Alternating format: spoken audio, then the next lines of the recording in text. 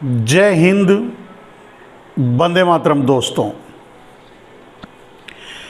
फिर से एक बार अपने इस प्लेटफॉर्म से, जैसा कि आप जानते हैं, एनआरआई टीवी का ये प्लेटफॉर्म जिस पर हम आपसे मुलाकात करते हैं, आपसे बात करते हैं, अपने विचारों को आपसे शेयर करते हैं। तो दोस्तों, आज फिर एक बार आपके बीच, आपके साथ मैं जुड़ चुका हूं, अपने विचारों को लेकर, अपनी भावनाओं को लेकर, अपनी सोच को लेकर, जैसा कि हमेशा से आपसे जुड़ते रहे हैं। और आगे से हम आपसे प्रतिदिन किसी न किसी प्लेटफॉर्म से, इस प्लेटफॉर्म से एक दिन छोड़ करके एक दिन, जैसे आज मैं इस प्लेटफॉर्म से आपसे मुलाकात कर रहा हूं, आपके सामने हूं, लाइव कर रहा हूं, तो कल मैं लोकतंत्र टीवी के प्लेटफॉर्म से आपको, आपके साथ जुड़ूंगा, आपसे लाइव मेरी बातचीत होगी और आपसे संपर्क होगा। तो फिर उसके बाद एक दिन, यानी एक दिन एनआरआई टीवी पर और दूसरे दिन जो है लोकतंत्र टीवी पे हम लगातार आपसे संपर्क में रहेंगे।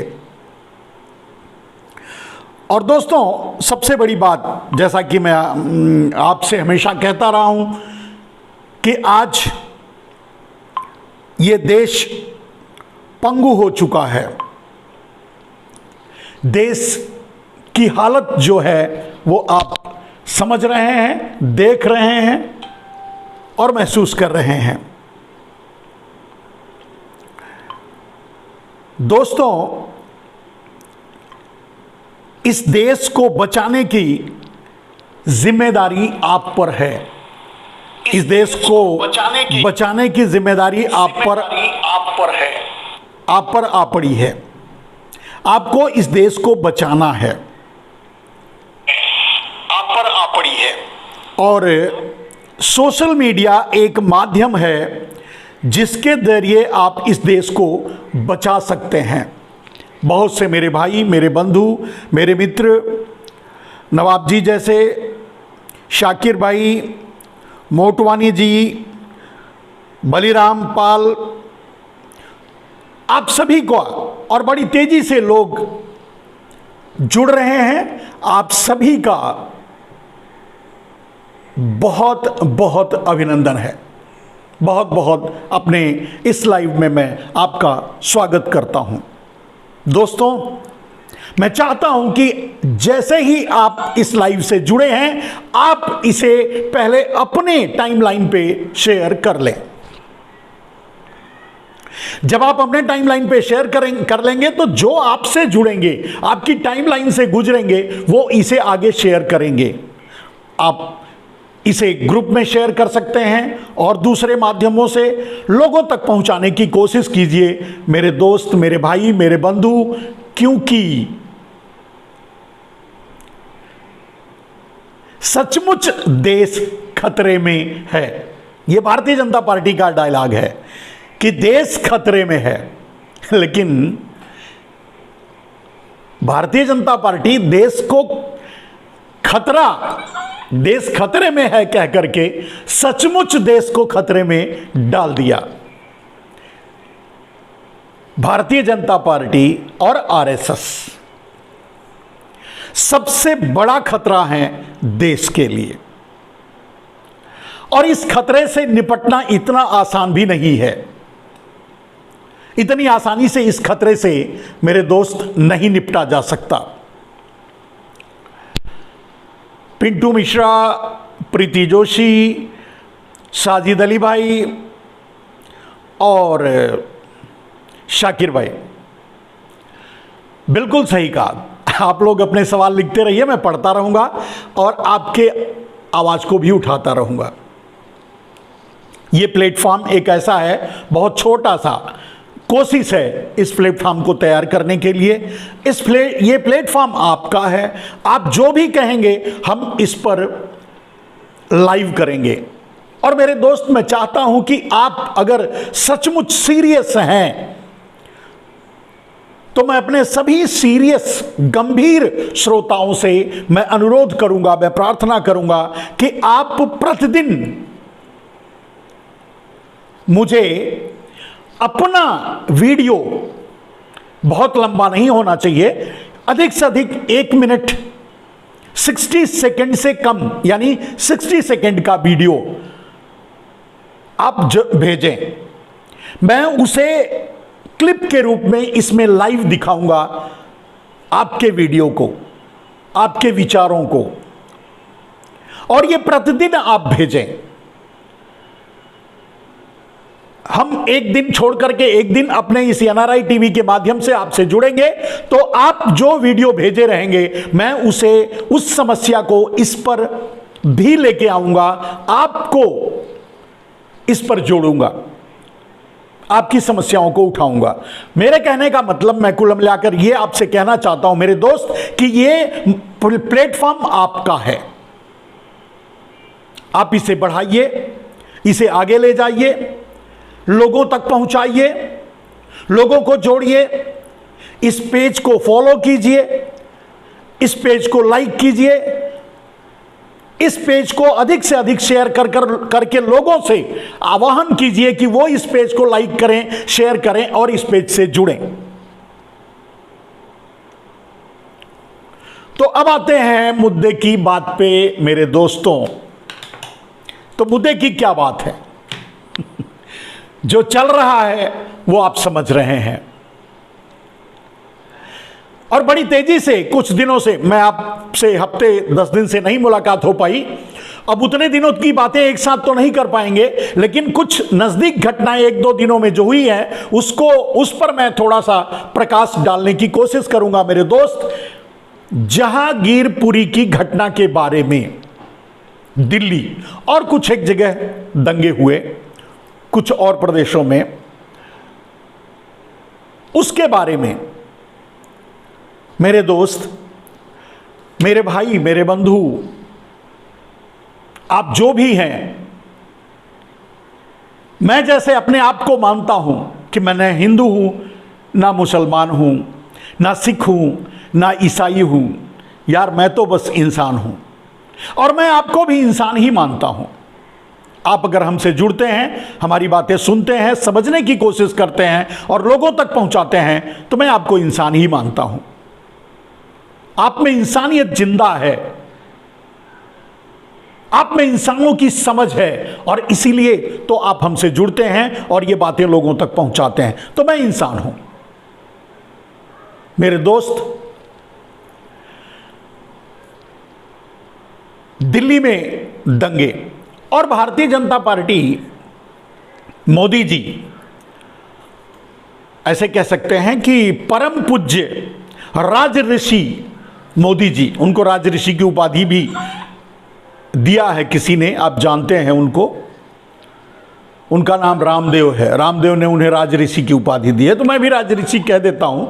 तो परम पूज्य श्री श्री श्री राजऋषि नरेंद्र मोदी जी और आरएसएस की मिलीजुली जो योजनाएं हैं वो देश को में दंगा फैलाने की हैं, और शुरू से रही हैं। आरएसएस का गठन ही दंगा फैलाने के लिए हुआ था, तो दंगा फैलाने की है, और वो बड़ी कोशिश से लगे हुए थे। आज 7-8 साल से भारतीय जनता पार्टी फिर से सरकार में आई है। 5 साल में उन्होंने जो नहीं कर पाए थे, अटल बिहारी वाजपेयी वैसे भी थोड़े लिबरल थे, इस तरह के कट्टरवादी और घृणित सोच के नहीं थे। खैर, उन्होंने भी देश का बंटाधार करने में कोई कसर नहीं छोड़ी थी। देश को बेचने की शुरुआत अटल बिहारी वाजपेयी ने ही की थी मेरे दोस्तों। तो लेकिन इस तरह से घृणित राजनीति जो आज आरएसएस कर रही है, इस तरह का शायद वो नहीं कर पाए, या करना चाहते थे, नहीं कर सके होंगे उस समय। तो जो बाकी रह गया था वो अब पूरा करने की कोशिश की जा रही है। तो मेरे दोस्त, आपने जैसे महंगाई, गरीबी, बेरोजगारी, भूखमरी की आदतें डाल चुके हैं, कोरोना या किसी और दूसरी महामारियों से या भूख से या गरीबी से, किसी भी तरह से आप अगर जिस तरह से आपने मरने को ही अपना जीवन समझ लिया है, उसी तरह से आपको दंगों की भी आदत डालनी पड़ेगी। क्योंकि आरएसएस और आरएसएस द्वारा पैदा की गई भारतीय जनता पार्टी और आरएसएस द्वारा एक नाजायज तरीके से पैदा की गई आप पार्टी, ये सभी दंगा जीवी है, सांप्रदायिकता जीवी हैं। ये सांप्रदायिकता को बढ़ावा देंगे, दंगों को बढ़ावा देंगे, लोगों को लड़ाएंगे। और मेरे दोस्तों, क्योंकि इनकी ये जरूरत है, ये करें भी तो क्या करें मेरे दोस्त। अगर दंगे नहीं होंगे, फसाद नहीं होंगे, हिंदू मुसलमान नहीं होगा, 3 तलाक, खतना, हलाला, या और क्या बोलते हैं उसको यार, हलाल, स्कार्फ, यानी हिंदू और मुसलमानों से जुड़े मुद्दे, सांप्रदायिक मुद्दे अगर नहीं होंगे तो भारतीय जनता पार्टी आरएसएस का अस्तित्व मिट जाएगा। वो अपने अस्तित्व को बचाने के लिए तो करेंगे। तो जो मैं कहना चाहता हूं वो ये मेरे दोस्त कि अब इन दंगों की आपको आदत डालनी होगी। जैसे आपने महंगाई की आदत डाल ली, आपने बेरोजगारी की आदत डाल ली, आपने गरीबी की आदत डाल ली, आपने और समस्याओं, अपनी मौत की आदत डाल ली, आप मरना स्वीकार कर लिए। भारतीय जनता पार्टी को वोट देने के बदले आपने अपनी मौत स्वीकार कर ली। आप जानते हैं आप कुत्ते बिल्ली की तरह मरे हैं, और कुत्ते बिल्ली की तरह मरने के बाद भी भारतीय जनता पार्टी सरकार में है।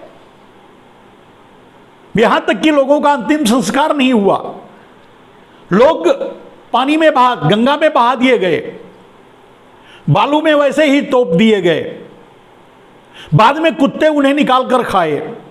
तो इतनी ऑक्सीजन के बगैर तड़प तड़प कर लोग मरे। खैर, मौत एक प्रसाद की तरह हो गया है, मौत एक प्रसाद की तरह हो गया है जिसे आपका लेना मजबूरी है, जैसे प्रसाद है। अब अगर आप प्रसाद नहीं लेंगे तो आपके मन में थोड़ी हीन भावना आएगी कि नहीं प्रसाद दिया, पता नहीं भगवान हमारे साथ क्या करेंगे, डरेंगे। तो प्रसाद, मौत अब प्रसाद की तरह हो गई है। भारतीय जनता पार्टी और आरएसएस द्वारा प्रदत्त मौत आपके लिए प्रसाद की तरह हो गई है। आप लीजिए, नहीं लेंगे तो पता नहीं आपके साथ क्या हो जाएगा, ऐसा आप भी डरेंगे और ऐसा आपको डराया भी जाएगा। तो कहने का अर्थ मेरा यह है मेरे दोस्त कि दंगे, फसाद, सांप्रदायिकता, इन सब चीजों के बगैर भारतीय जनता पार्टी और आरएसएस जिंदा नहीं रह सकती। तो अब आपको इसकी आदत डालनी पड़ेगी। जैसे अब जहांगीरपुरी में जो दिल्ली में दंगा हुआ, इससे पहले भी दंगा हुआ था जब दिल्ली के चुनाव में हारे थे, तो उसका बदला लेने के लिए दिल्ली में दंगे करवाए थे। तो ये सारी चीजें, मतलब दंगे, फसाद, मॉब लिंचिंग, उसी तरह जरूरी मतलब रहेगा आपके जीवन में जिस तरह मौत, महंगाई, बेरोजगारी, गरीबी, भूखमरी, ये सारी चीजें अब आपके जीवन में परमानेंट रहने वाली हैं, उसी तरह ये दंगे भी रहेंगे। आपको दंगों की आदत डालनी होगी। खैर, लेकिन अब दंगों की आदत डालनी होगी तो मैं कह रहा हूं, लेकिन इसके पीछे जो मैं कहना चाहता हूं मेरे दोस्त, वो ये कि आपसे, या आप चाहे जिस संप्रदाय से हैं, कोई फर्क नहीं पड़ता, आप चाहे जो भी हैं, आप मेरे लिए इंसान हैं। आप इंसान हैं, आपसे मैं आह्वान करता हूं, गुजारिश करता हूं, विनती करता हूं, प्रार्थना करता हूं मेरे दोस्त कि आप अपने बच्चों को दंगाई ना बनाएं। अब आपको सौभाग्य तो नहीं मिलेगा कि आप अमित शाह की तरह मतलब अनपढ़ गंवार होने के बाद भी बीसीसीआई का चेयरमैन बना दें जैसा की तरह, ऐसा तो नहीं कर पाएंगे, लेकिन कम से कम बचा के तो रखिए, दंगे मत भेजिए। अब जैसा तो दंगे नहीं करने आते ना, जैसा झंडा लेकर नहीं घूम रहे हैं ना, या फिर भारतीय जनता पार्टी का कोई भी किसी भी नेता का कोई बेटा आकर के फ्लैग लेकर घूम रहा है, दंगा कर रहा है, दंगे फसाद कर रहा है, पत्थर चला रहा है, ऐसा नहीं कर रहा है ना। जब वो नहीं कर रहे हैं तो आप कम से कम इतनी समझदारी दिखाइए कि आप अपने बच्चों को दंगाई मत बनाइए। और उसके लिए आपको करना क्या होगा, सबसे पहले तो अपने घरों से टीवी उठाकर फेंक दीजिए, तोड़ दीजिए, केबल कनेक्शन कटवा दीजिए, कोई भी टीवी मत देखिए। यह सबसे बड़ा, सबसे पहला साधन, प्रमुख साधन और सबसे उचित साधन है कि पहले अपने जीवन से, अपने घर से टीवी दूर कर दीजिए। जब टीवी दूर कर देंगे तो गोदी मीडिया दूर हो जाएगी। जब गोदी मीडिया दूर हो जाएगी तो अडानी अंबानी जो फैलाना चाहते हैं सांप्रदायिकता, मोदी, आरएसएस, अडानी अंबानी मिलकर जो फैलाना चाहते हैं सांप्रदायिकता, उससे आपके बच्चे दूर हो जाएंगे, आपके बच्चे बचे रहेंगे। तो सबसे पहली जिम्मेदारी आप निभाइए, अपने बच्चों को दंगाई होने से बचाइए। ये दंगा की कोशिश करेंगे, ये सांप्रदायिकता करेंगे, मैं हिंदुओं से भी कह रहा हूं, मैं मुसलमानों से भी कह रहा हूं, मैं पूरे देश से कह रहा हूं, मेरे दोस्त कोई खतरे में नहीं है। अगर खतरे में है तो भारतीय जनता पार्टी और आरएसएस की राजनीति, कुत्सित राजनीति, उससे बचने का एक ही साधन है, आप टीवी से दूर हो जाइए, व्हाट्सएप यूनिवर्सिटी से दूर रहिए, इनके आईटी सेल से दूर रहिए, अपने बच्चों को बचाइए, वरना आने वाली पीढ़ी आपको किस रूप में याद करेगी मैं नहीं जानता।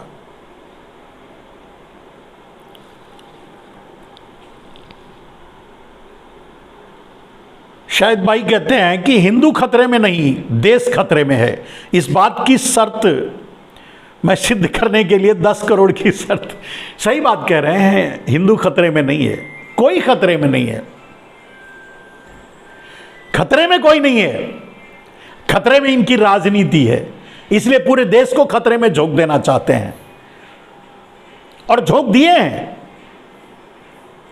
तो मेरे दोस्त, जहांगीरपुरी जैसी कोशिश, मैं 8 साल से बोल रहा हूं, जब से नरेंद्र मोदी प्रधानमंत्री बने हैं तब से मैं 8 साल से आपको यही समझा रहा हूं कि नरेंद्र मोदी ना तो मुख्यमंत्री जब बने थे तब भी वो गुजरात के दंगे के बल पे बने थे, दंगा करवाकर अपने हिंदुओं को ही जिंदा जलवाकर उसके बाद मुख्यमंत्री बने थे। तो मोदी जी की शुरुआत, राजनैतिक शुरुआत, वो भी आरएसएस का ही प्रयोग था।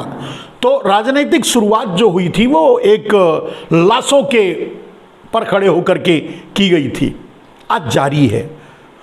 दंगे कराने की कोशिश की जाएगी, आपको उकसाया जाएगा, मंदिरों के सामने कुछ लोगों को मुसलमान बना करके या कह करके उनसे शरारतें की जाएंगी, कुछ लोगों को जो तथाकथित हिंदू हैं उनको आगे करके उनसे दंगे करवाए जाएंगे, मस्जिदों के सामने शरारतें की जाएंगी, इस तरह की चीजें होंगी।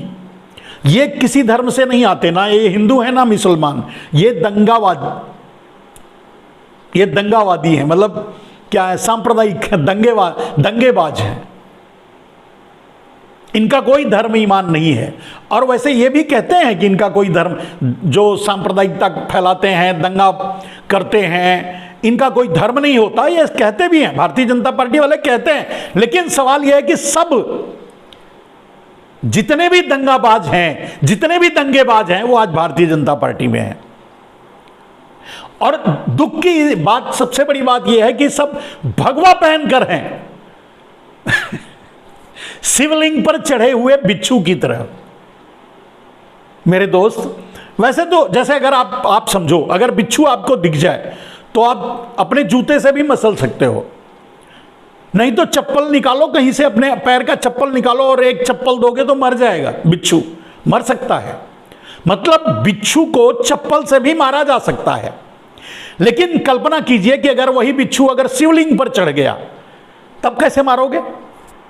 आप सोचो, तब तो चप्पल निकाल के नहीं मार सकते ना, क्योंकि वो विवाद हो जाएगा। आप शिवलिंग पर चढ़ा हुआ है बिच्छू, तो उसको चप्पल से मारोगे तो शिव पर प्रहार हो जाएगा ना, धार्मिक धर्म पर प्रहार हो जाएगा, आप नहीं मार सकते। जानते हैं, ये भारतीय जनता पार्टी आरएसएस शिवलिंग पर चढ़े हुए बिच्छू के समान है। इतना आसान नहीं है इनको खत्म करना, इनको मारना, इनको हटाना, इनको फेंकना उठाकर, इतना आसान नहीं है। काफी कुछ समय लगेगा जिसमें यह बदलाव होगा। लेकिन क्रांति की नींव, जैसे कहा है ना कि भस्मासुर ने अगर भस्म करने की ताकत हासिल कर ली, तो भस्मासुर ने अपने मौत की भी ताकत हासिल कर ली थी। भस्मासुर खुद ही अपने आप भस्म हो गया था, अपने ही हाथों की पावर से। आप अच्छी इस कथा को जानते होंगे। तो उसी तरह से ये अपने मतलब अपना अंत खुद ये तैयार कर रहे हैं। तो आप सोचेंगे कि ये अपना अंत कैसे तैयार कर रहे हैं? गरीबी, महंगाई, बेरोजगारी, देश को आज जिस हालात में लाकर खड़ा कर दिए हैं कि आदमी श्रीलंका की तरह भूखे मरेगा। जब भूखे मरेगा तब आप जानते हैं श्रीलंका में भी चुनाव हुआ था, तो उसमें मुद्दा था सिंघली और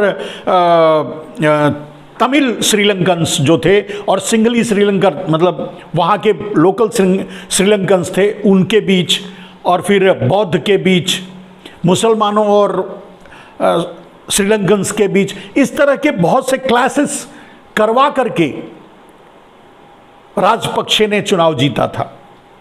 यही मोदी की तरह ही अंत में आज पूरा श्रीलंका एक साथ खड़ा होकर इनके खिलाफ लड़ रहा है, क्योंकि सबके हाथ में कटोरा आ गया है, सब भिखारी बन चुके हैं, किसी को रोटी नहीं मिल रही खाने के लिए। और वही हाल भारत में होने वाला है, बहुत जल्द होने वाला है। भारत उसी कगार पे पहुंच चुका है। तो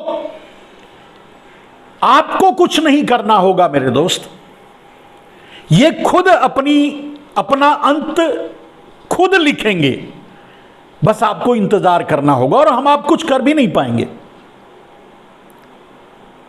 अब आप बताइए, मैंने कहा कि आपके पास ऐसा कोई लॉजिक या तर्क हो तो बताइए कि शिवलिंग पर चढ़े हुए बिच्छू को आप मार सकते हैं? उस पर चप्पल से या जूते से प्रहार कर सकते हैं? नहीं ना। तो आरएसएस और भारतीय जनता पार्टी शिवलिंग पर चढ़े हुए बिच्छू के समान है।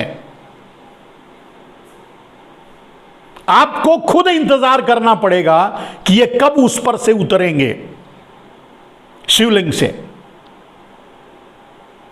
ये अपने अंत की कहानी खुद लिखेंगे, हम आप कुछ नहीं करेंगे और ना कर पाएंगे, ये तो आप समझ गए होंगे। और रही बात दंगे की, तो ये दंगों की आदत हमको आपको डालनी पड़ेगी। जैसे गरीबी की आदत, बेरोजगारी की आदत, महंगाई की आदत, भूखमरी की आदत डाल लिए हैं। अब हम 110 रुपया, आज 110 रुपया डीजल था, 100 रुपये के ऊपर डीजल था, 110 रुपये के ऊपर पेट्रोल था, तो हम भरा ही रहे हैं ना। उसी तरह से दंगे की भी आदत डालनी होगी, इनकी शरारतें झेलनी होगी, इनके सांप्रदायिकता झेलनी होगी। और उसके लिए एक ही प्रिवेंशन है कि आप इनकी बात ना सुनो।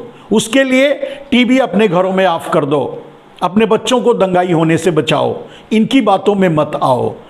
ये जिस बात पर बहस करवाना चाहते हैं, देश को उलझाना चाहते हैं हिंदू और मुसलमान के मुद्दे पर, उससे बचो और अपने बच्चों को बचाओ। दूसरी कुछ बात मैं आपको जो बताना चाहता हूं मेरे दोस्त, कि इनसे निपटने का तरीका क्या है। आपको एक क्लिप मेरे सामने है, आप देख रहे हैं, आप इसको पढ़ लीजिए। बेरोजगारी बढ़ती जा रही है, देश पर कर्ज का बोझ भी बढ़ता जा रहा है। आप जानते हैं देश पर 3 गुना कर्ज हो गया। महंगाई और बेरोजगारी तो आप जानते हैं कि 30% से लेकर 300% तक बढ़ गया है।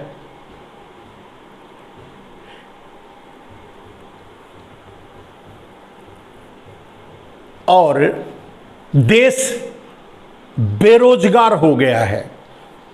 और जब बेरोजगार हो जाएगा तो महंगाई की मार झेल कैसे पाएगा? आप खुद अंदाजा लगाइए।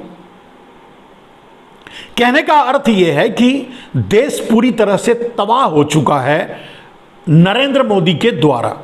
भारतीय जनता पार्टी और आरएसएस के चंगुल में फंसकर देश पूरी तरह से बर्बाद और तबाह हो चुका है। तो अब इस बातों का पहले मतलब जो 3 पॉइंट्स लिखे हुए हैं, इन बातों पर आप बहस ना करो, इन बातों का पर चर्चा ना करो। उसके लिए इनके पास क्या है? कैसे ये मतलब आपको कैसे बहला सकते हैं? आपको इन तीनों समस्याओं से कैसे दूर रख सकते हैं? नफरत। तो नफरत फैला रहे हैं। नफरत के लिए हिंदू मुसलमान जरूरी है, सांप्रदायिकता के लिए, दंगे फसाद के लिए, इनकी अपनी राजनीति के लिए, इनके अपने चुनाव के लिए, इनके अपने विकास के लिए, देश को लूट करके कुछ अडानी अंबानी को देने के लिए, ये सब कुछ करने के लिए इनके पास एक ही रास्ता है कि आपको दंगाई बनाएं, आपके बच्चों को दंगों की आग में झोंकें, आपके बच्चों को बेरोजगार बनाएं, अनपढ़ बनाएं, गंवार बनाएं। तभी तो आप सवाल नहीं उठाओगे। तो दोस्तों आपको, और अब ये आपको समझ में आ गया होगा। आप जानते हैं जैसे कोरोना फिर से दस्तक दे रहा है, चौथी लहर आने वाली है, कई लाख लोग मारे गए। खैर वो तो कोई मरा ही नहीं, मतलब इन्होंने कह दिया कि कोई कोरोना में ही नहीं मरा, फिर कह दिया कि कोई ऑक्सीजन की कमी से भी नहीं मरा, अव्यवस्था से भी नहीं मरा। और वैसे जो वो वैसे सब बच गए, थाली पीटे ताली पीटे, तो बचे तो जरूर सब हैं। और अगर बचे नहीं होते और जो मर गए वो भी अभी जिंदा हैं। आखिर नरेंद्र मोदी को वोट किसने दिया? चुनाव में जीते कैसे हैं? मरे हुए लोग जो हैं ना, वो कुत्ते की मौत मरे, ऑक्सीजन के बगैर हाँफ के मरे, पानी में मतलब उनकी लाशें वैसे ही बहती हुई मिली। वो सब जो मरे हैं ना, वो जिंदा, वो आकर के वोट देते हैं नरेंद्र मोदी को। तो आपने देखा कोरोना जब उत्तर प्रदेश का चुनाव मतलब उफान पे था तो कोरोना थोड़ा शांत हो गया, चुनाव निपट गया है। ये सिर्फ यही नहीं, महंगाई और कोरोना और चुनाव, इन सब में अच्छा तालमेल है। कहने का मतलब मोदी जी भाग्यशाली हैं। वो कहते हैं ना, गांव में एक कहावत है कि भाग्यमाने का हर भूत जो तला, यानी भाग्यवान है। कोरोना भी कम हो गया, चुनाव कराना था, चुनाव में जीतना था, ईवीएम हैक वैक करके, गुंडागर्दी करके, लूट करके, तो उस समय उसमें उनको सहायता मिल गई, चुनाव हो गया। चुनाव तक महंगाई भी कम थी, चुनाव के पहले महंगाई और कोरोना दोनों कम हो गए थे। 10 रुपए कम हो गया था चुनाव के पहले। कोरोना जैसे कम हुआ वैसे 10 रुपए कम महंगाई, पेट्रोल डीजल का दाम भी कम हो गया था। और चुनाव हो गया तो 10 रुपया फिर आगे चला आया। यानी महंगाई, चुनाव, कोरोना, मोदी, आरएसएस, सब एक दूसरे के मतलब एक सिक्के के पहलू हैं, सब एक दूसरे से घाल में, मतलब कॉम्बिनेशन है। अब इसे प्रयोग कहिए या संजोग कहिए, किस्मत की बात कहिए, जो भी कहना है कह लीजिए, हम उस पे नहीं कहते कि आप यही मानिए, लेकिन कोई दिक्कत नहीं है। मेरे दोस्त,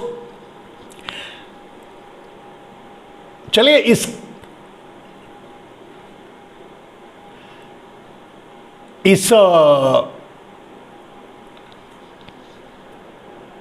क्लिप के बाद कुछ और क्लिप्स आपको दिखाता हूं, उसे भी आप देखिए।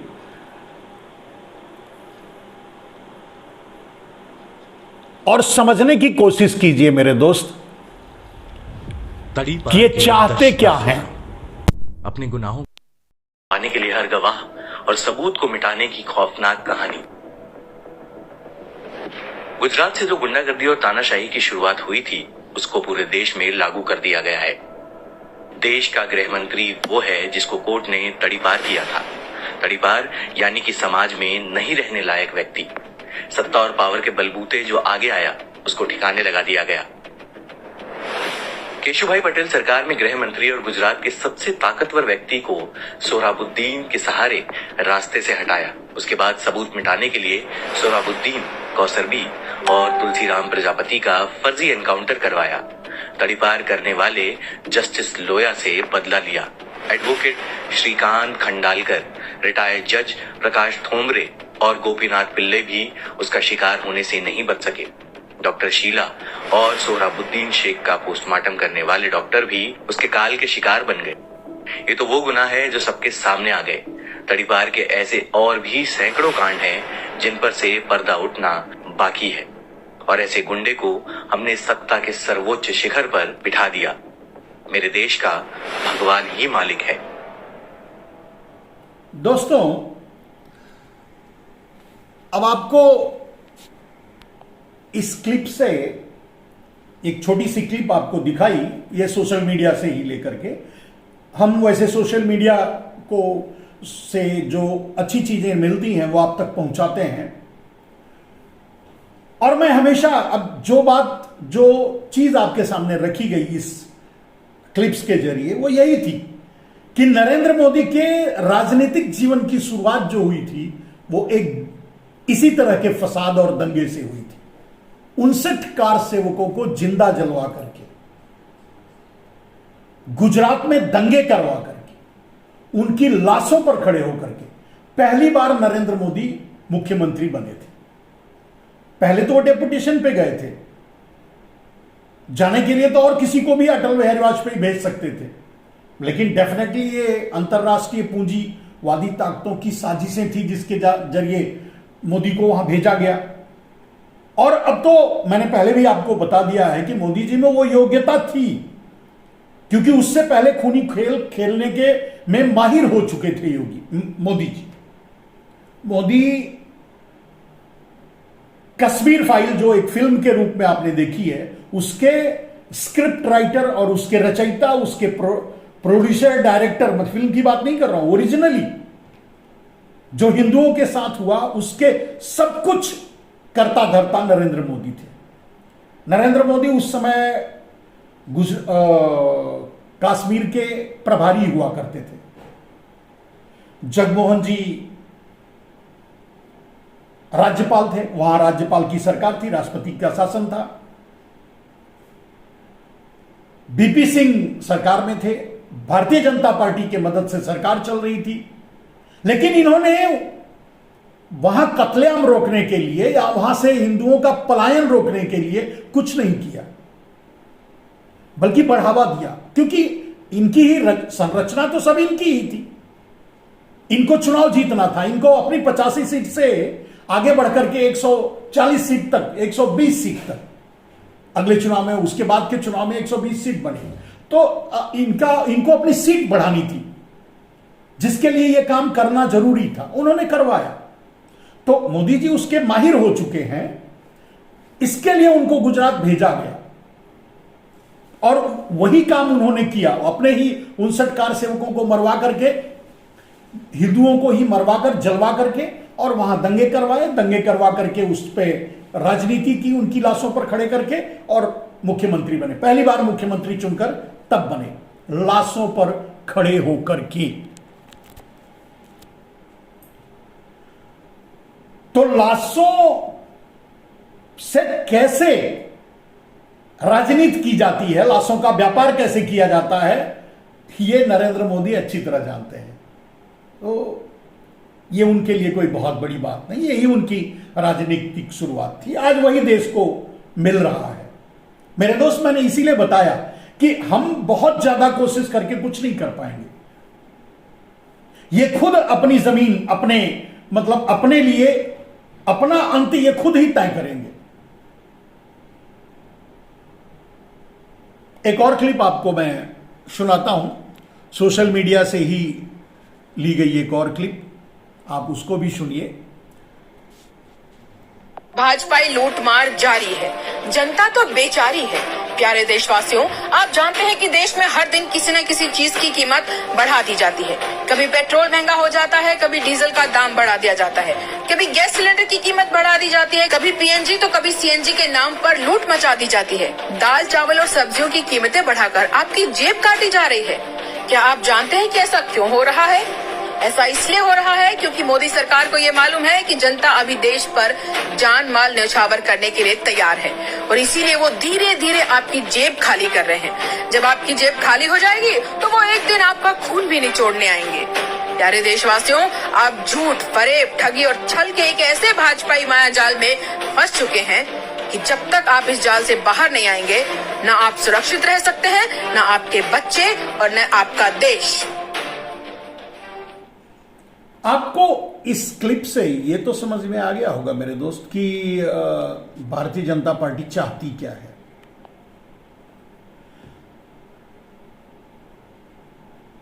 आपको मैं हर दिन यही बात बताता हूं कि आपको एकदम से निचोड़ दे, नंगा कर देना चाहती है। आपका सब कुछ खाली कर देना चाहती है, बिल्कुल नंगा कर देना चाहती है। महंगाई से, बेरोजगारी से, गरीबी से, और ये 5 किलो अनाज की जो भीख मिल रही है ये भी बहुत ज्यादा दिन नहीं मिलेगी, चिंता मत कीजिए, बहुत जल्दी खत्म हो, क्योंकि अनाज ही इनके पास नहीं रहेगा। जब एफसीआई का गोडाउन ही ये दे देंगे अडानी को, तो इनके पास ही अनाज नहीं रहेगा, तो आपको कहां से देंगे? तो वो भी बहुत ज्यादा दिन नहीं मिलने वाला है आपको। कहने का अर्थ यह है कि अब इससे यह साफ हो जाता है कि इन्होंने जो चक्रव्यूह रचा है पूरे देश को लूटने, खसोटने, और आप तो देख ही रहे हैं कि मतलब लोग कह रहे हैं कि हम तो 500 रुपया लीटर पेट्रोल भी भराएंगे तब भी हमको मोदी चाहिए। लेकिन ये कब जाएगा, ये बदलाव कब होगा? जब तक श्रीलंका की तरह हाथ में कटोरा नहीं आएगा, जब तक देश डिफॉल्ट नहीं कर जाएगा। अगली लड़ाई क्रांति नहीं होगी, अगली लड़ाई हमें देश आजाद कराने की नहीं होगी, अगली लड़ाई हमें गुलामी से बचाने के लिए होगी। हमको आपको लड़ना पड़ेगा, देश गुलाम ना हो पाए। और वैसे भी आप देख रहे हैं चीन मतलब कब्जा करके बैठा है, उस पर तो कुछ बोल नहीं रहे हैं, वहां बुलडोजर नहीं चला रहे हैं। एक और क्लिप देखिए।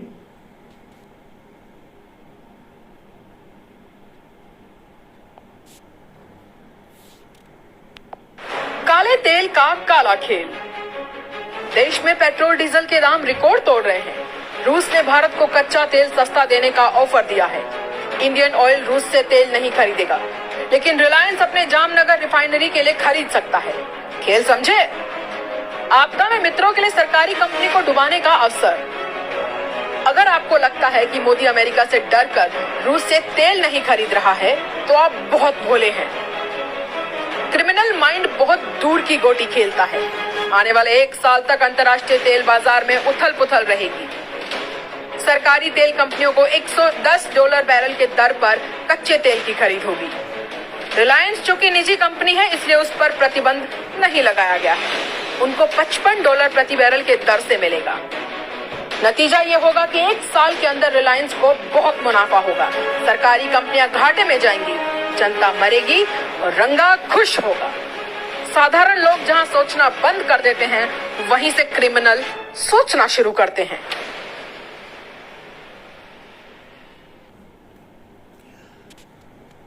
दोस्तों, इस क्लिप से जो बातें आपके सामने आई हैं उसका अर्थ मैं बता देता हूं। अडानी को तो रसिया से तेल खरीदने की छूट है, बाकी इंडियन ऑयल कंपनियां नहीं खरीदेंगी, कंपटीशन होगा, इंडियन ऑयल कंपनियां बिकेंगी, अडानी खरीद लेंगे। अडानी की बात जब आई तो कुछ बातें और बता दूं अडानी के बारे में। आप जानते हैं कि अडानी की पूरा एम्पायर मोदी की बेनामी संपत्ति है। अडानी का उद्भव और विकास 2002 के बाद ही हुआ है। खैर, ये अलग विषय है, कभी और बात करेंगे, वो इस पर छोड़ देते हैं। बात हम ये करते हैं कि आपको एक संकेत देता हूं, कभी और लाइव में मैं पूरी तरह से इसको आपको समझाऊंगा कि अडानी पोर्ट क्यों खरीद रहे हैं। शिपिंग पोर्ट जो होता है, और आप जानते हैं कि अडानी मतलब पोर्ट किंग हैं गुजरात के, कांडला या सब वो सब पोर्ट उनका ही है। गुजरात में कोई पोर्ट अब सरकारी नहीं बचा है, तो पोर्ट क्यों खरीद रहे हैं। अब तो वो तमिलनाडु में भी पोर्ट खरीदे हैं और जगह जगह, माने अडानी पोर्ट क्यों खरीद रहे हैं, शिपिंग कंपनी क्यों नहीं, और शिप क्यों नहीं खरीद रहे, शिप क्यों नहीं चला रहे। अडानी रेलवे स्टेशन क्यों खरीद रहे हैं, रेल क्यों नहीं चला रहे हैं। अडानी हवाई जहाज क्यों नहीं चला रहे हैं, एयरलाइंस कंपनी क्यों नहीं चला रहे हैं। अडानी एयरपोर्ट क्यों खरीद रहे हैं। आप सोच रहे होंगे कि भाई दूसरे लोग खरीद रहे हैं, दूसरे लोग कंपटीशन करके आ रहे हैं, दूसरे, जानते हैं ये एक साजिश रची जा रही है दूसरे सभी उद्योगपतियों को खत्म करने के लिए। भारत में अकेले अडानी रहेंगे, अडानी और अंबानी और 2-4 गुजराती चोर, उनके अलावा और कोई नहीं रहेगा जो मोदी के करीबी हैं। सारे गुजराती भाइयों के लिए बात नहीं कह रहा हूं, कुछ गुजराती चोर जो मोदी के करीबी हैं वो रहेंगे बिजनेस में, सब जगह वही रहेंगे, अडानी अंबानी और कुछ गुजराती चोर रहेंगे और कोई नहीं रहेगा। अब इसको अगर आपको इतनी जल्दी समझ में नहीं आएगा, लेकिन आप ध्यान दीजिए कि पोर्ट खरीदने का फायदा क्या है, या रेलवे स्टेशन खरीदने का फायदा क्या है, या हवाई अड्डे खरीदने का फायदा क्या है। और दूसरों से एयरलाइंस में, रेलवे में और शिपिंग कंपनियों में दूसरों से पैसा लगवाया जा रहा है, दूसरे उद्योगपति जा रहे हैं, उनको भी बात समझ में नहीं आ रही है। ये एक साजिश है। कल अडानी कहेंगे कि भाई आपकी जहाज हमारे एयरपोर्ट पे नहीं उतरेगी, या तो आप मुझे अपनी जहाज भेज दो। अगर अडानी कहते हैं कि आप लखनऊ हमारा एयरपोर्ट है, या वाराणसी हमारा एयरपोर्ट है, या जयपुर हमारा एयरपोर्ट है, या दिल्ली हमारा एयरपोर्ट, आप हमारे एयरपोर्ट पे नहीं लैंड कर सकते। चलिए आप कांडला एयरपोर्ट या चेन्नई एयरपोर्ट, कांडला पोर्ट या चेन्नई पोर्ट या फिर विशाखापत्तनम पोर्ट, जहां भी अडानी खरीद रहे हैं पोर्टों को, हम आपकी शिप जो है वहां लैंड नहीं करने देंगे, पार्क नहीं करने देंगे। फिर कहेंगे कि जिस हमारा स्टेशन है, वाराणसी हमारा स्टेशन है, लखनऊ हमारा स्टेशन है, और भी हमारे स्टेशन है, आप हमारे स्टेशन से ट्रेन नहीं ले जा सकते। तो ये कंपनियां या ये उद्योगपति जो आज ट्रेन में, शिपिंग में और एयरलाइंस में पैसे लगा रही हैं, ये क्या करेंगे।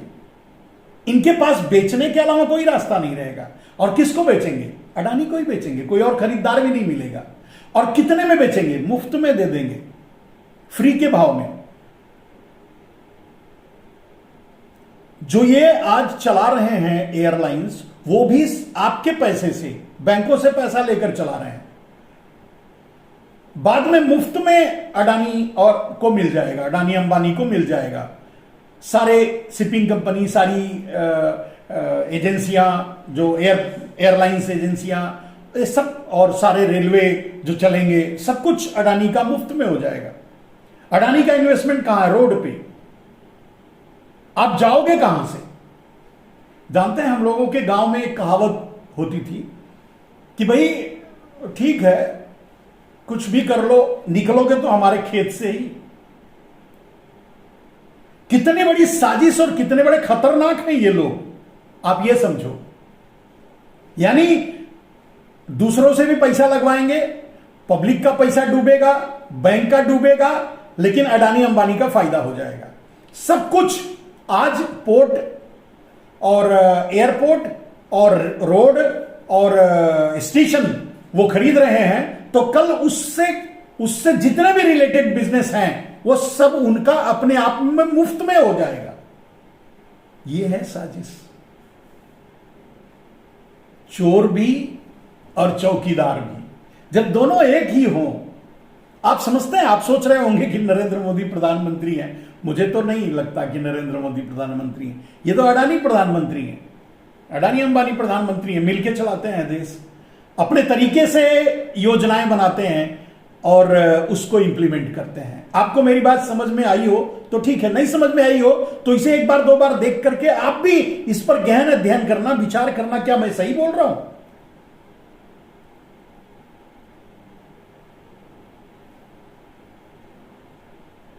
बहुत आसान है। पूरे देश को उद्योगपतियों को लूट लेना या पूरे देश को गुलाम बना देना अडानी अंबानी का बहुत साधारण काम है, और ये कर लेंगे आसानी से। चलिए एक और क्लिप देखते हैं।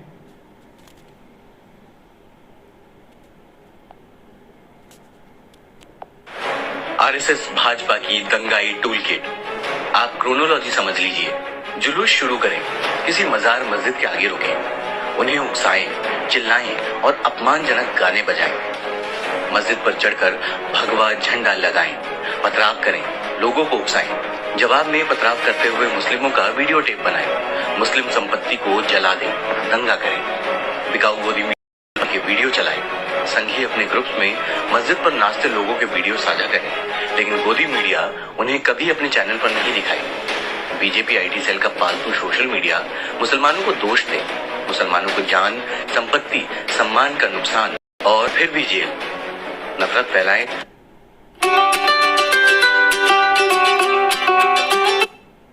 चुनाव जीत रही है और भाजपा की इस जीत की कीमत देश को जलकर चुकानी पड़ रही है।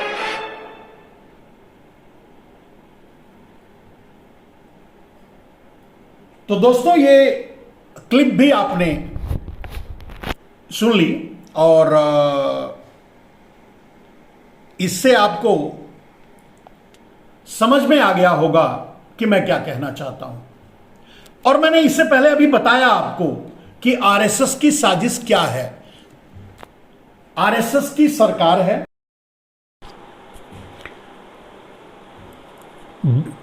और भारतीय जनता पार्टी सत्ता में है, और जब तक मोदी जी प्रधानमंत्री रहेंगे, आरएसएस की सरकार रहेगी, तब तक ये दंगे, ये फसाद, ये सांप्रदायिकता होती रहेगी। इससे बचने के उपाय ढूंढिए और कैसे इनसे बचा जा सकता है इसके बारे में सोचिए। इनके चंगुल में मत फंसिए। जो मैंने अभी क्लिप दिखाई कि मतलब जो हो रहा है ये अब लगातार होगा। जब तक मोदी जी सत्ता में है, आरएसएस की सरकार है, तब तक ऐसे ही चलेगा, कुछ नहीं किया जा सकता। यहां बस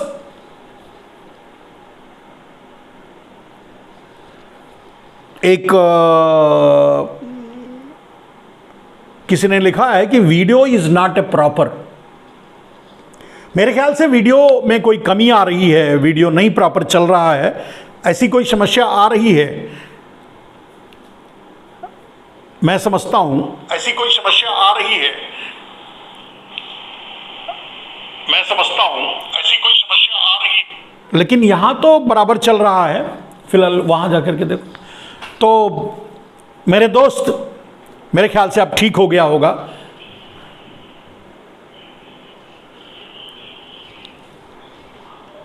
तो दोस्तों इस क्लिप से आप समझ गए होंगे, और यही बात मैं आपको 8 साल से समझा रहा हूं कि आरएसएस और भारतीय जनता पार्टी देश को दंगों की आग में झोंककर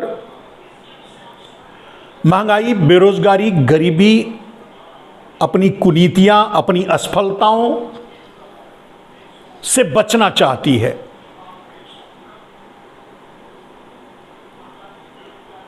और वो ऐसा ही करती रहेगी। एक और क्लिप आप देख लीजिए।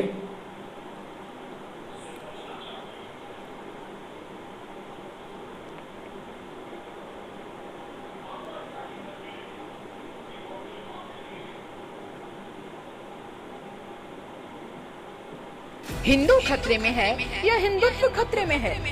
इंडोनेशिया में 87% मुसलमान और महज 1.74% हिंदू हैं, लेकिन हिंदू सुरक्षित हैं, खतरे में नहीं है। मलेशिया की कुल आबादी का 63% मुसलमान और 6.3% हिंदू हैं, लेकिन वहाँ हिंदुओं पर कोई खतरा नहीं है। अरब देशों का मतोधर्म ही इस्लाम है, 98% मुस्लिम है। वहाँ कोई 1% हिंदू है, लेकिन उन पर कोई खतरा नहीं है। सिंगापुर में भी 7% हिंदू हैं, लेकिन सुख से रहते हैं, वहाँ भी कोई खतरा नहीं है। यूरोपियन देश ईसाई बहुल है, वहाँ पर कोई 1.5% हिंदू हैं और उनके धर्म को कोई खतरा नहीं है।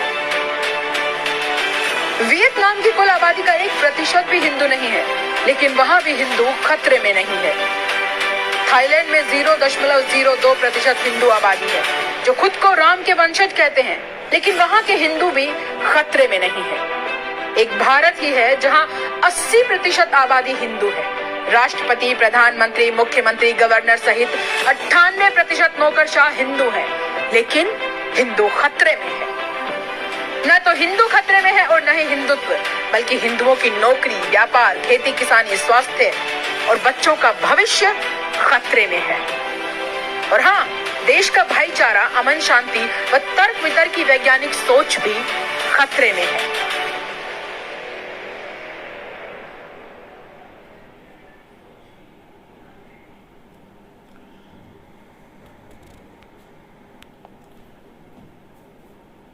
तो दोस्त, आप समझ गए कौन खतरे में है? भारतीय जनता पार्टी खतरे में है, आरएसएस खतरे में है। जिस दिन लोग समझ जाएंगे, उस दिन पत्थरों से मारकर इनको भगा देंगे। और इसी डर से ये आपको हिंदू मुसलमान का खतरा दिखा रहे हैं। जहां हिंदू अल्पसंख्यक है वहां खतरे में नहीं है, जहां हिंदू बहुसंख्यक है वहां हिंदू खतरे में है। और किस मुसलमान से खतरे में है आप सोचिए। माने किससे खतरे में है ये बता रहे हैं, मुसलमान से खतरे में है। किस मुसलमान से खतरे में है? जो हमारे अपने ही भाई हैं, जो वास्तव में हिंदू ही हैं,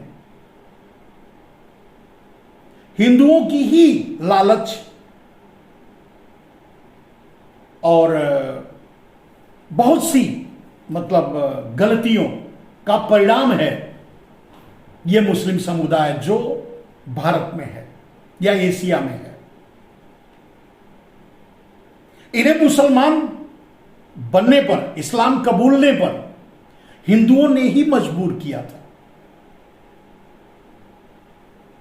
आज अपने भाई को पहले मुसलमान बना दिया और जब वो मुसलमान बन गए तो अब उनसे नफरत करना सिखा रहे हैं, नफरत कर रहे हैं जबरदस्ती।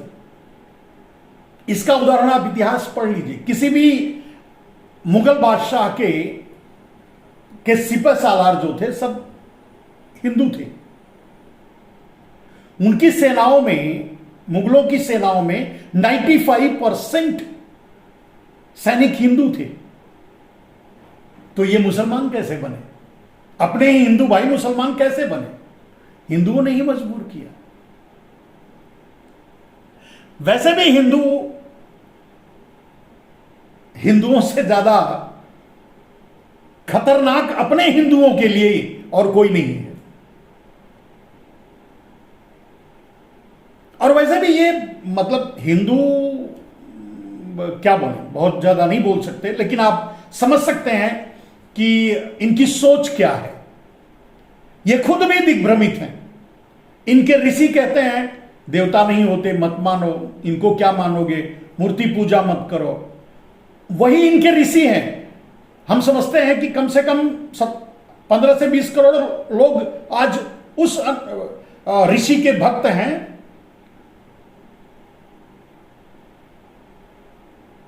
और बड़े आदर्श से उनकी पूजा करते हैं, जो ये कहते हैं कि मूर्ति पूजा नहीं होनी चाहिए।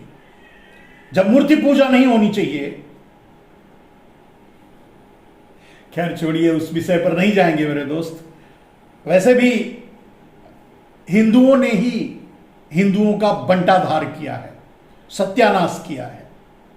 आज जो हिंदू बनने का दावा कर रहे हैं ना, आप देख रहे हैं, कुछ साधु, कुछ साध्वियां डंके की चोट पर आप लोगों के बीच आकर कह रही हैं बच्चे पैदा करो। अरे तुम कर लो ना, हम तो 4 कर दिए हैं। तुम्हें कम लगता है, तुम कर लो। और वैसे भी ये क्या बोलते हैं, जो चिन्मयानंद हुए और पता नहीं कौन से गिरी हैं, हनुमान गिरी, बजरंग गिरी, पता नहीं कौन से हैं वो, जो और कौन से हैं भाई, बजरंग मुनि, नरसिंहानंद, पता नहीं, अच्छे अच्छे नाम तो रख लेते हैं। ये सभी बलात्कारी हैं। आपने पीछे देखा होगा। तो बलात्कार करते हो तो पैदा ही कर लो यार, फिर काहे को परेशान हो रहे हो, दूसरे को क्यों आग में झोंक रहे हो। 2 बच्चे 4 बच्चे पैदा करो, 2 अपने घर पे रख लो, 2 हमको दे दो, दंगाई हम बनाएंगे। अरे भाई तुम खुद ही पैदा कर लो ना, हम तो अपने बच्चे नहीं देंगे दंगाई बनाने के लिए। अभी जो नहीं समझ में आ रहा है, जो नहीं समझ रहे हैं वो दे दें, हमको तो कोई फर्क नहीं पड़ता, हम नहीं देंगे। हमारे 4 बच्चे तो संभाल के रखेंगे, हम तो उनको शिक्षा देंगे, अच्छी शिक्षा देंगे, इंसान बनाएंगे, सबकी कद्र करना सिखाएंगे। हम तो नहीं देंगे। आप पैदा कर लो, दूसरों को क्यों ललकार रहे हो। 4 कर लो, 8 कर लो, तुम ही कर लो। और वैसे भी पता नहीं कितना भगवा पहन के घूम रहे हैं बलात्कारी, और पता नहीं कितने पैदा भी करते होंगे, पता नहीं किस कहां कहां पैदा करके छोड़ देते होंगे, कौन जानता है। आज जो नासमझी में पत्थर उठाकर एक इंसान पर मार रहा है, चाहे जो भी हो, वो ऐसे ही पैदाइश है, ऐसे ही लोग हैं, बलात्कार से ही पैदा हुए लोग हैं। जो है ना, जो मस्जिद के सामने जाकर कहते हैं कि हम तो बलात्कार करेंगे, कर लो, कर ही तो रहे हो। और तुम दूसरे को क्या कहते हो, हिंदुओं का ही बलात्कार कर रहे हो। वो था ना चिन्मयानंद या कौन था जो नंगा होकर तेल मालिश करवा रहा था, बलात्कार ही किया ना, बलात्कार भी किया, उसको जेल भी भिजवा दिया, खुद आ गया बाहर। यह है भारत की सरकार, मतलब बीजेपी की सरकार। वो बीजेपी का नेता था, इसके लिए आ गया बाहर। खैर, ये तो मजे की बात हो गई। और आप मेरे दोस्त चुनाव वगैरह से कुछ उम्मीद मत रखो। एक और क्लिप देख लो। चुनाव वगैरह से कुछ उम्मीद मत रखो कि चुनाव होगा तो कुछ बदलाव हो जाएंगे, देश बदल जाएगा। ऐसा कुछ भी होने वाला नहीं है। दुनिया मंगल में, भारत दंगों के दंगल में। तारीखें गवाह रहेंगी जब दुनिया में सबसे अधिक आधुनिक बनने की होड़ लगी थी, जब ईस्टर्न से लेकर वेस्टर्न देश सभी नए नए इम्प्लीमेंशंस और आविष्कार करने की रेस में एक दूसरे को पछाड़ रहे थे, जब चीन कृत्रिम बादल बनाकर खुद ही बरसात को ऑपरेट कर रहा था, जब विश्व में कृत्रिम दिल बन चुके थे, कृत्रिम चांद सूरज भी बना लिए गए थे, तब हमारे देश में 800 साल पीछे जाकर बाबर से बदला लेने की योजनाएं बन रही थी। सारी वैज्ञानिकता को ताक पर रखकर पृथ्वी चपटी है या गोल है, इस पर डिबेट की जा रही थी। गौमूत्र से कैंसर ठीक करने के दावे किए जा रहे थे। विश्व के सबसे यंग देश की बड़ी आबादी को धर्म बचाओ आंदोलन की आग में झंडे लेकर धार्मिक जुलूसों में उन्माद फैलाने को उकसाया जा रहा था। कोई हैरानी नहीं, सैकड़ों वर्ष ये देश गुलाम क्यों रहा। और आगे सैकड़ों वर्ष भी गुलामी करने को बिल्कुल तैयार है। अब आपको तय करना होगा आप अपनी नस्लों के लिए क्या छोड़कर जाएंगे। इन हालातों में 50-100 साल बाद आपकी पीढ़ियां उन देशों के मुकाबले कहां खड़ी हैं, विचार आपको करना है।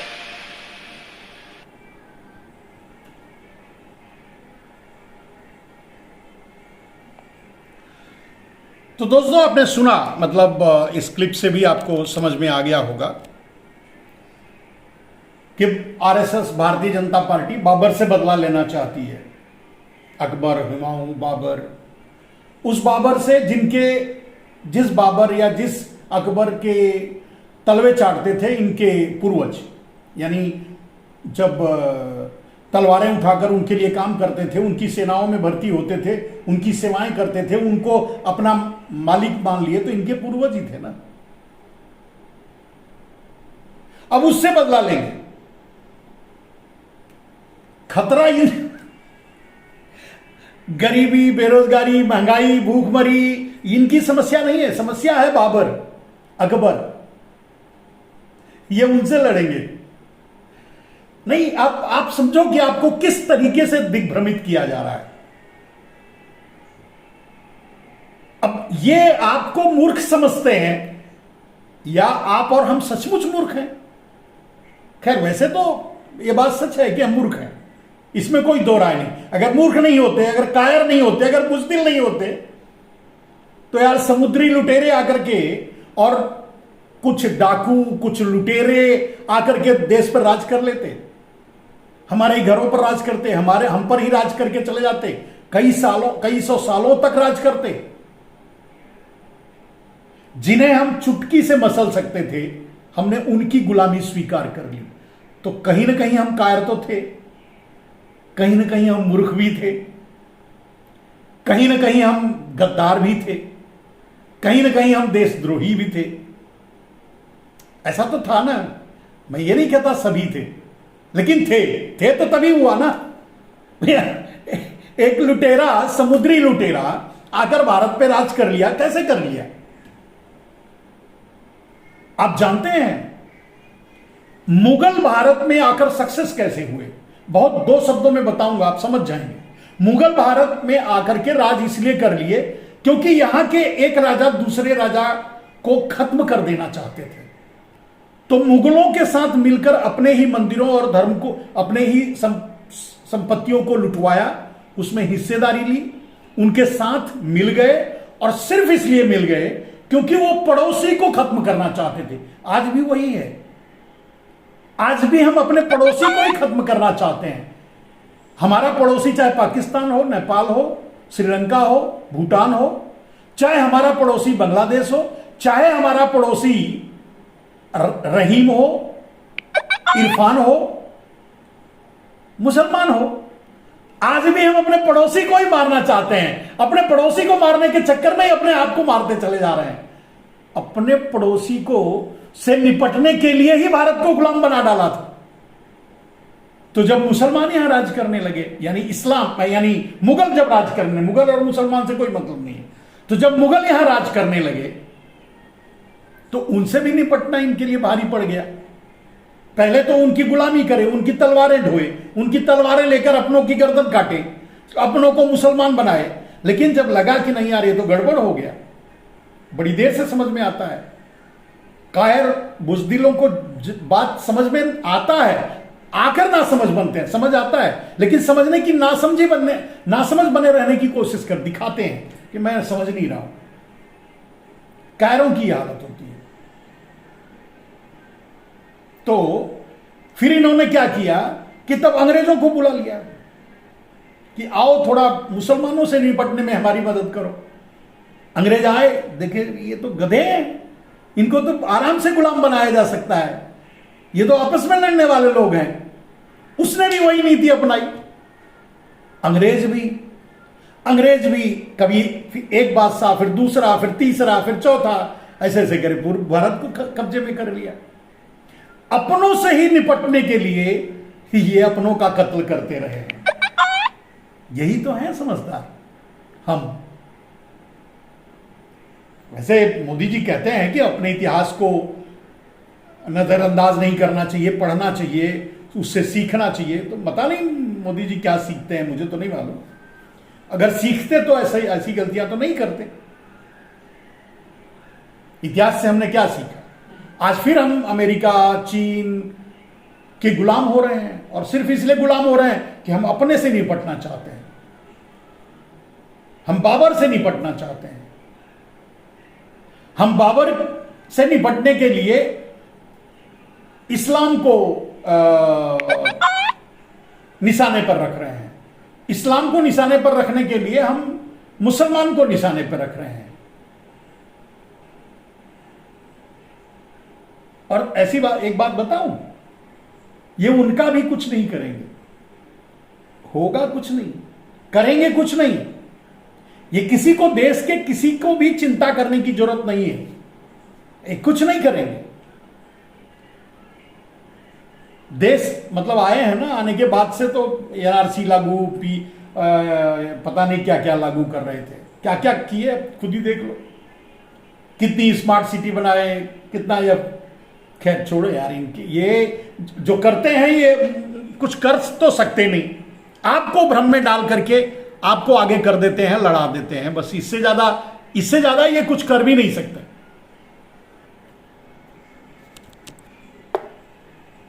एक क्लिप और देखिए। ईडी का दुरुपयोग कर रही है भाजपा। अगर पूरी दुनिया में किसी को भी सत्ता का दुरुपयोग करना सीखना हो तो भाजपा से बेहतर और कोई नहीं सिखा सकता है, क्योंकि अंधभक्तों की फेवरेट पार्टी ने दंगा फसाद करने और संवैधानिक संस्थाओं के दुरुपयोग को भी एक राजनीतिक हथकंडा बना दिया है। अब चाहे वो सीबीआई की बात हो या ईडी की, भाजपा ने कोई भी संस्था ऐसी नहीं छोड़ी जिसका उसने दुरुपयोग ना किया हो। देश के किसी भी राज्य में वहां की राज्य सरकारों को डराने, धमकाने और व्यवस्थाओं को पंगु बनाने में भाजपा की इस डर नीति ने बहुत ही बड़ी भूमिका निभाई है। पहले जिन संस्थाओं पर जनता भरोसा किया करती थी और उन्हें लोकतंत्र को मजबूत रखने का चौकीदार समझा जाता था, उन सभी संस्थानों को भाजपा सरकार ने जड़ से खत्म कर दिया है। इन सब में ईडी और सीबीआई का जमकर दुरुपयोग हुआ है और किसी ने इस बात को लेकर एक शब्द तक नहीं कहा और देखने वाले देखते रह गए।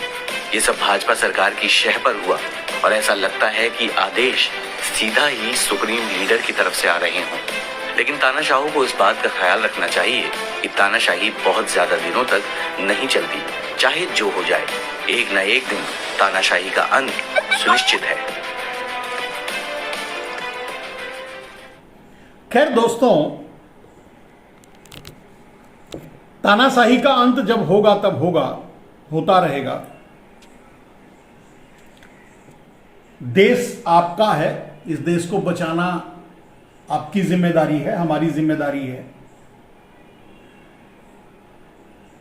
हमारा धर्म भी है, वरना गुलाम हो जाएगा चाइना का, अमेरिका का। हो रहा है, धीरे धीरे आप देख ही रहे हैं। इससे देश को बचाना होगा। और आप देख रहे हैं कि मतलब सीबीआई, ईडी, इलेक्शन कमीशन और या न्यायपालिका, कार्यपालिका, फिर इधर मीडिया, लोकतंत्र के जो खंभे हैं सब, विधायिका, सब कुछ खत्म हो चुका है। किसी का कोई अस्तित्व बचा नहीं है। चलिए, एक भारतीय जनता पार्टी का ही नेता मैं अगर कहो, वो कुछ बोलकर अपनी बात मनवा ले, नहीं मनवा सकता। वो देश के हित में भी नहीं बोल सकता। बोलेगा तो या पार्टी से निकाल दिया जाएगा या फिर जान से चला जाएगा, मार दिया जाएगा। एक और क्लिप देख लीजिए।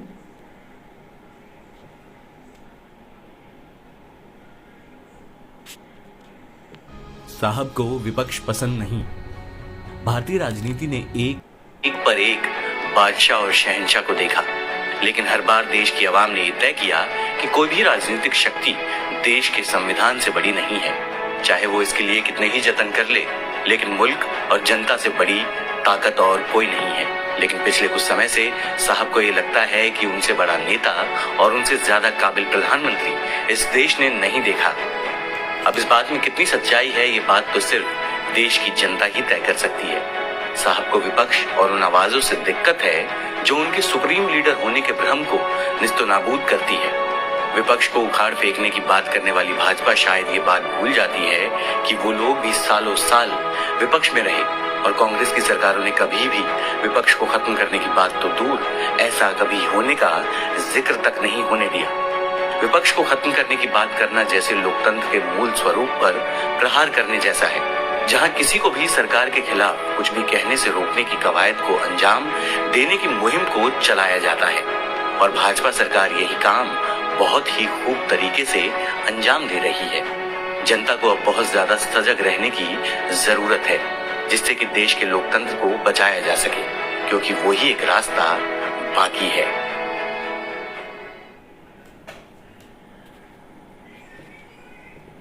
तो दोस्तों,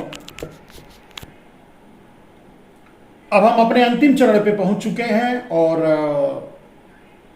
आपने ये अंतिम क्लिप भी देखी, सोशल मीडिया से लिया हुआ।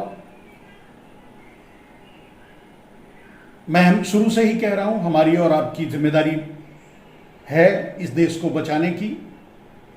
और दोस्तों, मैं आपके बीच आपके साथ आकर के अपने विचारों को शेयर नहीं करता, मैं आपके विचारों को शेयर करता हूं, आपके विचारों को आप तक पहुंचाता हूं, आपकी सोच को लोगों तक पहुंचाने की कोशिश करता हूं। इसलिए मेरा अनुरोध है मेरे दोस्तों कि आप हमें अपने विचार लिख करके भी और वीडियो के माध्यम से भी हम तक पहुंचाएं, भेजें। आपको मैं एक नंबर दे रहा हूं जिस पर आप मुझे अपने सारे क्लिप्स व्हाट्सएप के जरिए शेयर कर सकते हैं। उस नंबर को मैं अभी मैं अपने इसी लाइव पे डाल रहा हूं दोस्त।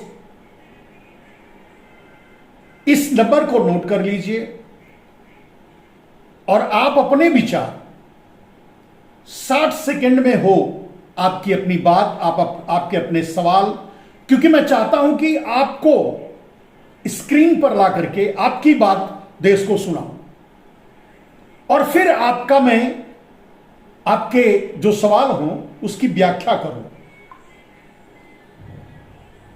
मैं अपना नंबर आपके बीच शेयर कर रहा हूं।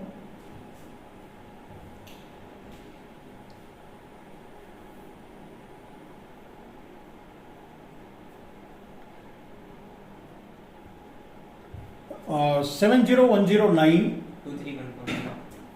23149 70109 23149। दोस्तों, 70109 23149 ये नंबर NRI टीवी का व्हाट्सएप नंबर है और इस नंबर पे आप अपने वीडियो, अपने विचार 1 मिनट माने 60 सेकंड के अंदर हो तो ज्यादा बेहतर है, अपने सवाल भेजिए। हम आपको स्क्रीन पर लाएंगे और आपके सवाल को उठाएंगे और आपके सवाल का जवाब औरों से भी पूछेंगे और हम भी आपके सवाल का जवाब देने की कोशिश करेंगे। यह आपकी समस्याओं के लिए, उसके समाधान के लिए यह प्लेटफॉर्म मैंने तैयार किया है। यह बहुत छोटा सा बच्चा है, मतलब यह बहुत छोटा सा प्लेटफॉर्म है। इसे आप चाहें